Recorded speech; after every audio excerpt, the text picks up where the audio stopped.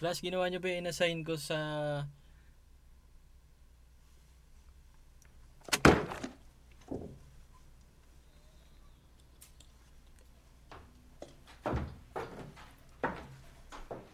Nagdala ako ng lunch kasi tanghalian na.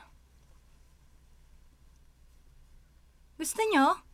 O bibigay ko na lang to sa kanya? O kumain ka na?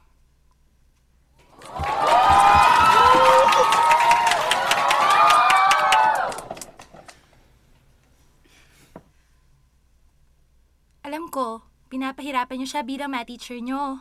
At kadalasan, di niyo siya iniintindi. Pero dapat niyo siyang bigyan ng respeto. Okay? Gabi-gabian gumagawa ng lesson plan para lang may maituro sa inyo. Tapos di lang kayo makikinig. Nako, masama yun. Parang ikaw! Kumakain ka ng hindi namimigay. Nako! Chos! Alam ko, mahirap ang math, kaya siguro hindi niyo siya iniintindi. Siguro ganon? Pero isipin niyo na lang, meron kayong mabait at manawing teacher. Kaya dapat, mahalin niyo siya. Gwapo na, matalino pa. 'Di ba? Tama na to, alis na, alis na. Sige na. Sige na. Smoking hot pa yan, no? Alis! Sige na, labas na.